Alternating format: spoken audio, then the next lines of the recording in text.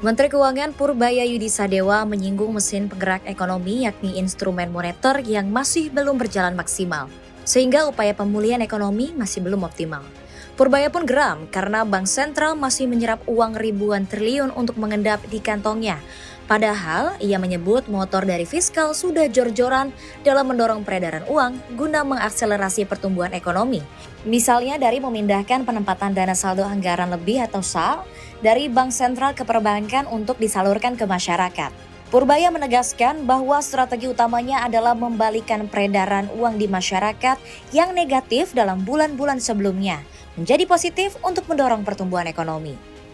Lebih lanjut, Purbaya menyebutkan pertumbuhan peredaran uang primer atau M0 seharusnya bisa tumbuh lebih tinggi lagi dari saat ini. Seperti diketahui, Bank Indonesia mencatat pertumbuhan M0 adjust pada Oktober 2025 mencapai 14,4% year on year, melambat dari bulan sebelumnya yang tumbuh 18,6%. Oleh karena itu, Menteri Keuangan meminta dukungan Komisi 9 DPR untuk mencolek Bank Sentral agar mesin pertumbuhan dari Bank Sentral lebih maksimal.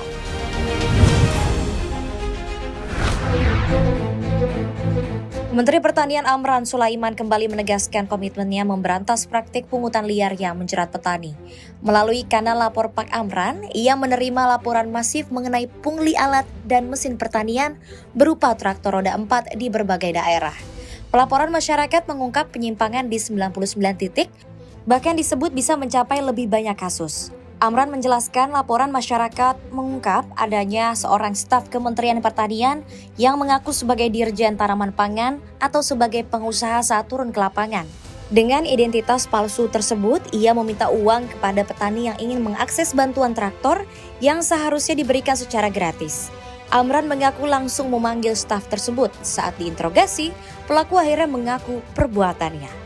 Amran kembali menekankan seluruh program bantuan Kementan tidak dipungut biaya, termasuk traktor, alat dan mesin pertanian, bantuan benih, bantuan bibit, perkebunan seperti kakao, mente, kelapa, pala, tebu, hingga program bantuan lain dari APBN.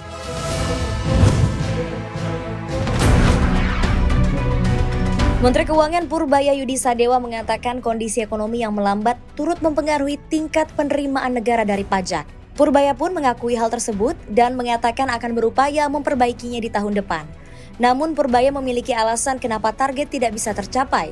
Menurut Menteri Keuangan, hal ini adalah konsekuensi dari pertumbuhan ekonomi yang lambat dalam 8 bulan pertama 2025, bahkan menurutnya terjadi sejak 2024.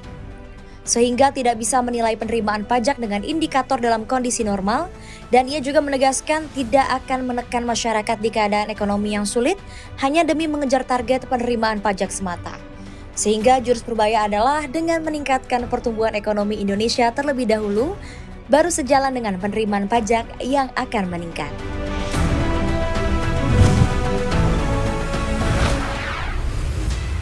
Rencana pengoperasian kereta api wisata Jakalalana relasi Gambir Cianjur sudah mulai terlihat hilalnya. Hal ini terjadi setelah pemerintah Provinsi Jawa Barat bersama dengan PT Kereta Api Indonesia Persero menjajaki kerjasama terkait optimalisasi penyelenggaraan dan pengembangan perkeretaapian di Jawa Barat. Sebelumnya, Gubernur Jawa Barat Deddy Mulyadi juga telah membocorkan rencana pengoperasian KA Jakalalana. Berdasarkan dokumen yang sempat beredar di media sosial, rencana perjalanan KA Wisata Gambir Cianjur, kereta akan diberangkatkan dari stasiun Gambir pukul 8 waktu Indonesia Barat dan tiba di stasiun Cianjur pukul 12:45 waktu Indonesia Barat. Waktu tempuhnya sekitar 4 jam 45 menit. Untuk perjalanan kembali, KA Wisata dijadwalkan berangkat dari Cianjur pukul 16 waktu Indonesia Barat dan tiba kembali di Gambir pada pukul 20:35 waktu Indonesia Barat. KA Wisata ini akan berhenti di 17 stasiun. Dari sisi teknis, jalur yang digunakan adalah lintas KRL Manggarai Bogor, sehingga PT KAI memperkirakan akan terjadi antrean perjalanan di lintas Bogor Manggarai. Dampaknya, berupa potensi keterlambatan KRL sekitar 2 hingga 3 menit di jalur tersebut.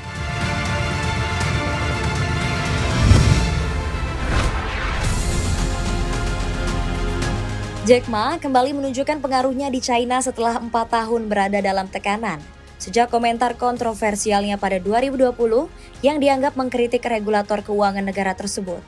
Tanda-tanda kebangkitan Ma sudah mulai terlihat dalam setahun terakhir.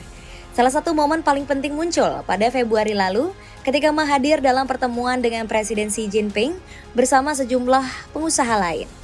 Pertemuan tersebut dipandang luas sebagai sinyal bahwa Ma telah diampuni oleh Xi dan kembali diterima dalam lingkaran elit bisnis China. Di balik layar, Alibaba sebenarnya sudah menjalani transformasi besar-besaran sejak masa sulit tersebut.